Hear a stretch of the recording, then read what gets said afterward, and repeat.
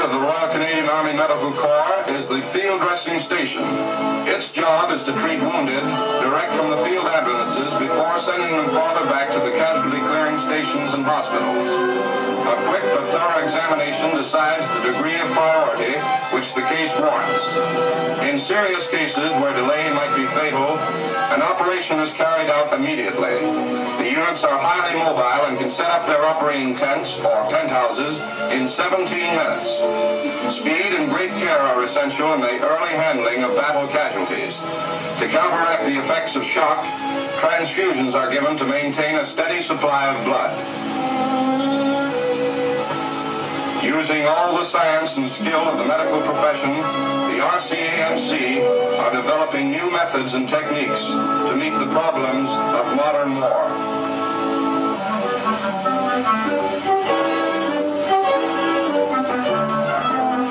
Veteran of many years' service with the Canadian Scottish Regiment is Wallace, a giant St. Bernard, who is wall-hardened to the sound of the pipes. On route marches, Wallace acts as a sort of one-dog advance guard and clears the way of any hostile dog patrols. An unusual sort of mascot is Corporal Duck of the Royal Canadian Dragoons. The corporal's regimental number is FN 99, which means nearly 100. Corporal Duck has an aggressive, independent nature which reflects in his conduct sheet. A long series of AWLs has several times reverted him to his permanent grade. And just what is a Duck's permanent grade anyway? Veteran of overseas service is Rex, a Spanish Terrier brought to England by No. 2 Tunneling Company, RCE. Born in Gibraltar, Rex came back when his unit returned from the Rock. Thunder of the 48 Hounders had a German father, but he's now training as hard as any other Canadian to destroy the Nazis. A trained military dog, Thunder does guard and sentry duty, goes on schemes, and is a skilled tracker. He's been blown up in a minefield, and he doesn't like women. Another unusual mascot is the Black Goat of the Black Watch. Feeding him is no problem at all. He'll eat anything. In fact, his favorite mess hall is the unit salvage dump. Baby of unit mascots is an unnamed little pup who has adopted the Princess Louise Fusiliers. He's not old enough yet to take the business of soldiering very seriously, but already he's learned that modern weapons make pretty good playthings when they're not booby traps. When the Hastings and Prince Edward Regiment went to France in 1940, they took their cigar store Indian with them, but had to leave him behind buried in Brittany. Now they have his successor, Little Chief Mark II.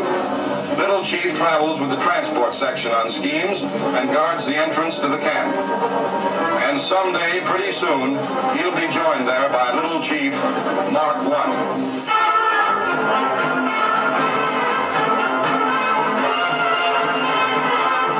On the 24th of June, a special mass was held at No. 6 Canadian Infantry Reinforcement Unit.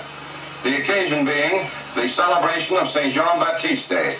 St. Jean-Baptiste is the patron saint of French Canada, and French-Canadian troops in England celebrated the day in traditional fashion. After a ceremonial march past, the troops got down to the less serious business of the day.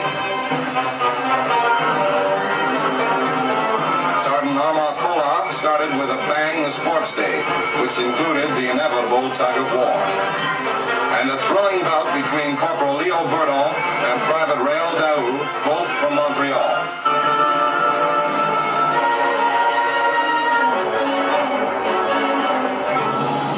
Of key importance to the success of armored divisions is the work done by the motorized infantry battalions. It is their job to keep the armor moving by seizing and mopping up centers of resistance, and by consolidating and holding features taken by the armored units. With men and carriers moving across country at top speed to reach the point of attack, the Westminster Regiments show just what the job involves.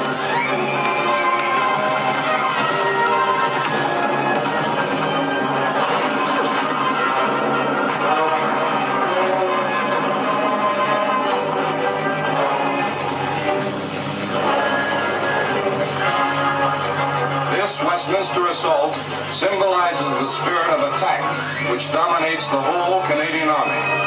It is an army which has played a long waiting game, but whose turn is close at hand. An army highly trained and highly skilled, ready, willing and able to tackle the big job that lies ahead.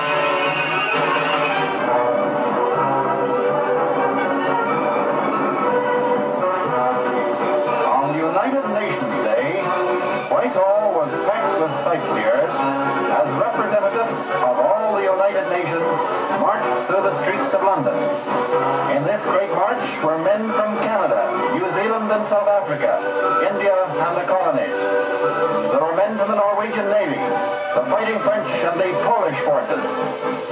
They came too from the Civil Defense Services of Britain, the NFS, the Air Raid Warden, and other veterans of the Blitz. And, of course, men and women of the Armed Services of Britain. The Royal Canadian Navy marched proudly past the saluting base.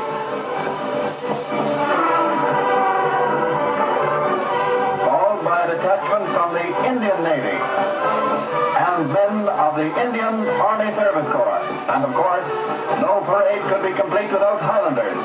In this case, the band of the Scots Guards and the famous band of the Royal Air Force.